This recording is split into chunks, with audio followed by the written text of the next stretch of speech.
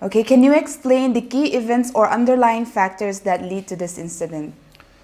Well, if we want to understand the recent incident better, then we have to take a step back, to go back around February. Okay, so around February, what happened in Ukhrul district in the village of Litan Serakong was that there was a drunken incident, okay, where a drunk Tangkul man, he had an altercation with a few Kuki groups, few Kuki youths. Okay. And because of this altercation, there was a physical confrontation. Okay. Now, when that happened, there was no immediate communal reaction. Okay. Both the Kuki side and the Tangkul side, they filed FIRs. They were, everything was going according to the law. And in fact, the Kuki chief had also, supported the justice system, and they agreed to meet the police. Okay, the very next day, along with the accused. Okay, so a meeting was set the very next day to settle the situation. And also when the Kuki leaders, the community leaders were notified of this, the only comment they made was that this was very bad and that the law should take, take action on this. Okay, that was it. Now what happened the next day was when the two parties arrived, when the accused arrived at the police station to deal with the police, there was an interruption. Okay, so around 4 armed Tangkul gunmen came from a different village into that area. Okay, from a different village they came to that particular area and they fired upon the crowd, and they also fired at the houses of the accused. And this all happened in front of the presence of the police. Okay, now these miscreants, they came from outside, they fired upon the crowd, and then they escaped from there. Okay, now this raised some tensions. Okay, so people started becoming more apprehensive, and then immediately there was a meeting held between the Kuki and the Tangkul community leaders in the presence of the Central Armed Forces. Okay, now during this meeting, the Kuki groups were they were constantly trying to de-escalate the situation, and they had asked the Tangkul side that let us stop this violence, let us not let this get into a big thing. So let us nip it in the bud and let us stop all kinds of tensions right now. But then the Tangkul groups, they refused to talk, and instead they said, okay, we cannot talk right now, so let us have a separate meeting the next day. Okay, so they set up a meeting for the next day, and they also provided the location, they provided the timing also. So all the arrangements were made from the Tangkul side. Okay, and the Kuki side, they complied with it. So thinking that nothing much will come out of this, both sides separated and they left the scene. Now, within, I would say, 40 to 50 minutes of that initial meeting, houses were burned. Okay, so the Kuki side noticed that some of their houses are being burned.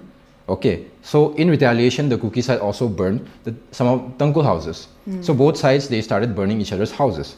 Okay, and since then, they were not able to communicate with each other. So what happened, the situation started escalating more and more. So more people started getting into the communal violence, more people started burning each other's houses. And then eventually what happened was the Tangkul Apex body, okay, so they made a public statement in front of the camera. They made a video statement saying that now they will no longer cooperate with the Kuki societies. They will detach themselves from the Kuki groups. So there will be no more communication, there will be no more cooperation. So since then, there has been absolute open warfare between the two sides. Both sides are attacking each other. Both sides are defending each other, defending from each other. Okay, so it is very unclear what is happening in the ground right now. And there's always these blame games, that, okay, they started attacking us first. No, you started attacking us first. So these kind of blame games are very common right now. And the situation has been going on since the past, I would say, since February.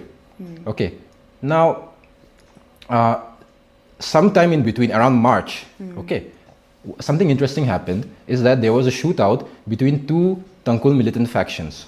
Okay, there was a shootout between, I wouldn't say shootout, I would say ambush. Okay, four cadres of the NSCN Eastern Front, that is also a Tangkul militant organization. So they were ambushed. They were ambushed by NSCN IM. So this was a shootout between Tangkul militants and Tangkul militants, right? Okay. So 4 people were killed. Okay. 4 people were killed, and nobody understood why this happened. Okay, nobody could make sense of it. Still, anyway, the violence continued, the conflict continued, and now going to the recent event in Kopi where the 3 pastors were ambushed. Now, how is this connected to Ukhrul? How is this connected to the Ukhrul conflict? So, the 3 pastors, they are from the Thado Kuki community. Okay, and their base is in Kopi district. So the previous night they had traveled from Kopi district to Chochanpur district via the Tiger Road to attend one seminar. What was the seminar about? That was a seminar being held by the Manipur Baptist Union. Okay, so the meeting was in regards to how to separate the Kukizo entity from the Manipur Baptist Union. Basically, how to start a separate wing, because the Kukizo pastors cannot enter Imphal anymore. So just to have an administrative, some kind of administrative solution to it, that is why they had this meeting. Okay, now after the meeting, the very next day, the convoy of pastors, they were returning from Chochanpur to Kopi. Now somewhere along the way, these 3, the convoy was ambushed, and 3 of the pastors were shot dead on the spot, and I think around 1 person survived. Now, immediately after this incident, there was accusations from the Kuki side that this was carried out by 2 militant organizations. One is the ZUF, which is the Zilengrong United Front, and the other is the NSCN-IM, which is a Tangkul body, is a Tangkul militant organization. Okay, so this is how it is connected to the Ukhrul conflict.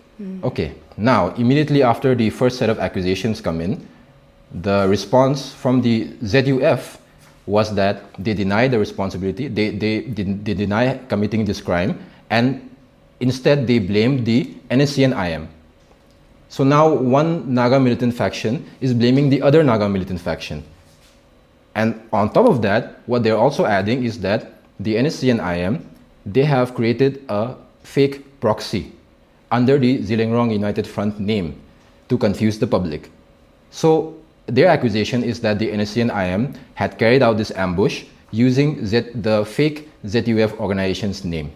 Okay, that was clearly written in their statement. All right. Now, after this, what is the response from the Tangkul side? So the response from the Tangkul side is that they deny any, they deny responsibility for this action, for this crime, and also now they are accusing the Kuki side of ambushing their own pastors. And their claim is that the Kuki side killed those 3 pastors because those 3 pastors belong to the Thado community. And they claim that the Thado community does not want to be a part of the larger Kuki nomenclature. But that is just a propaganda. It is a propaganda which was started by Michael Lamzathang. Ever since the conflict, he has been propagating himself as a Thado. Although he has been part of Kuki organizations before, now he has reinvented himself as a Thado. And he claims that the Thado organizations, the Thado community, do not want to be part of the Kuki groups, which is untrue, because I am also a Thado and I also belong to the Kuki group, and the official apex body, the Thado INPI, which is located in Kopi, they also have no intention to separate from the Kuki groups. Okay, so why is there so much confusion? Because Michael Lamzathang, what he did was he created a fake Thado organization.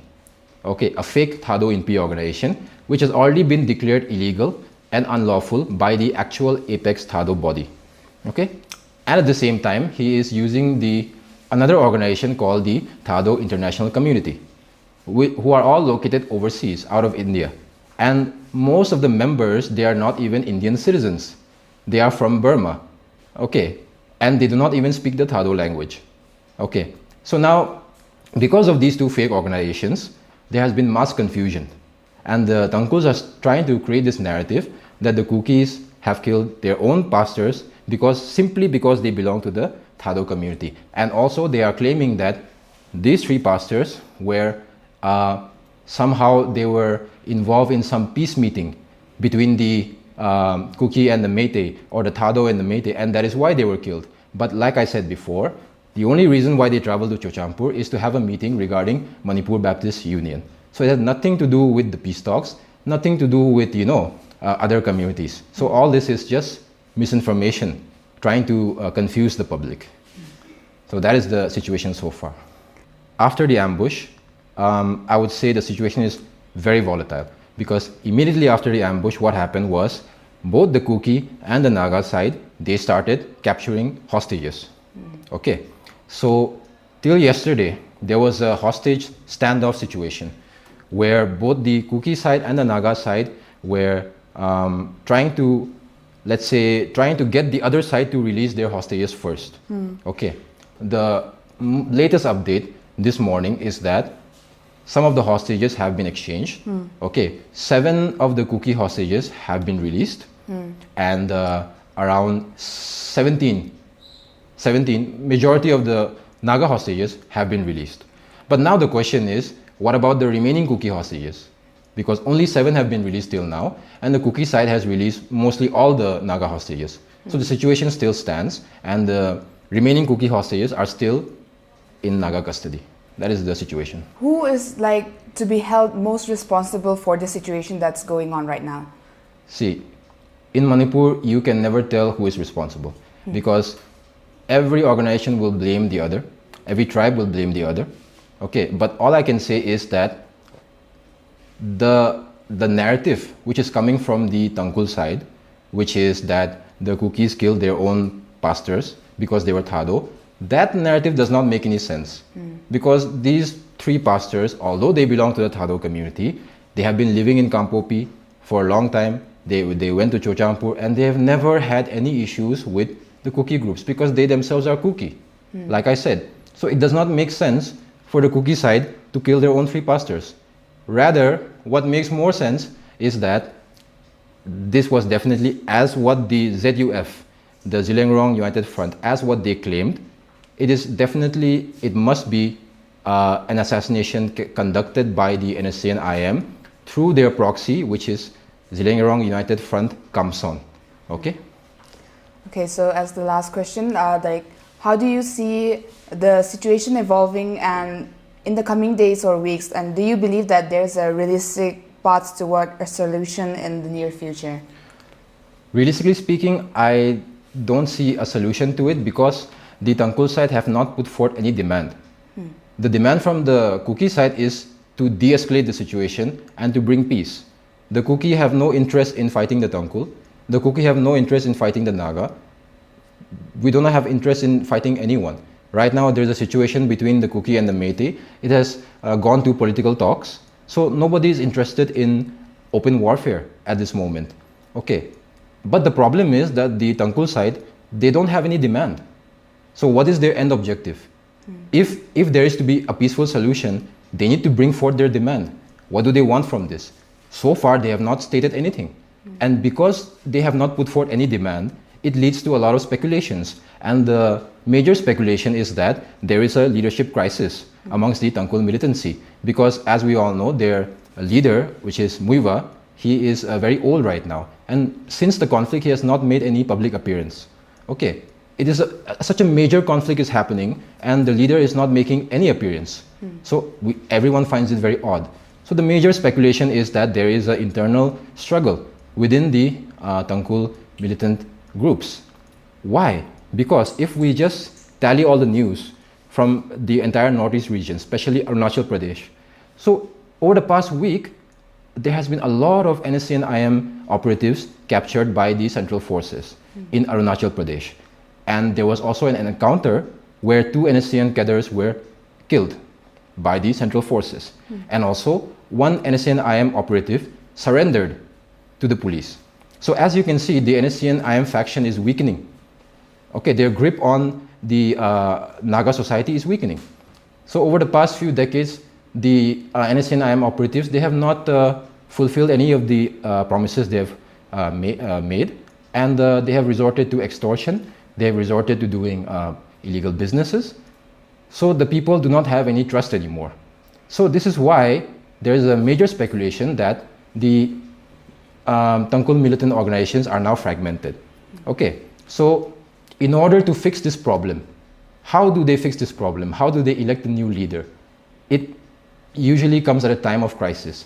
When there's a time of crisis, they expect that a hero or a leader will arise from the ashes and save the people, right? So the major speculation is this is why the conflict is not ending, and this is why they have not put forth any official demand, because for them it is not about any demand. For them it is about survival.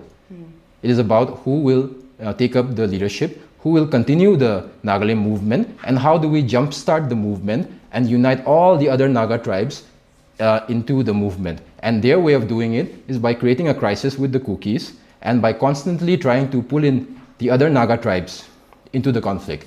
They have officially reached out to the Nagaland tribes, and they've officially reached out to all the other Manipur Naga tribes as well. And the problem is that the Zilengrong Association, unfortunately for the Tangkuls, the Zilengrong Association already made a public statement on camera saying that they will not participate in this conflict because it was started because of a drunken brawl. So we have no interest to participate in this conflict. Similarly, the response from Nagaland's side has been very bleak. So instead of joining the conflict, what they have done is they sent a delegation of Nagaland Joint Christian Forum to broker a peace between the Tangkuls and the Kukis. And a meeting was held, but there was no peace agreement made. So without any demand from the Tangkul side, there cannot be a solution, because what is the end objective? The end objective needs to be defined. From the Kuki side, the end objective is peace. From the Tangkul side, there is no end objective. So it is difficult to have talks, it is difficult to have a solution. So I fear the situation will become more volatile as time goes on. If they have an objective, then at least there can be a discussion. Okay, right now, okay, let's analyze the Kuki and Métis situation. In that situation, the Kukis have a demand, and the Métis object to that demand. That is why the two communities are politically opposed to each other. But in the recent situation with the Tangkuls, they have not put forth any demand.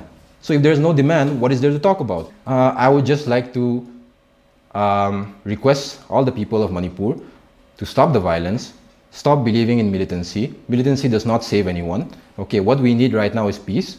The Kuki side have already extended many times that we want peace. We want to de-escalate the situation.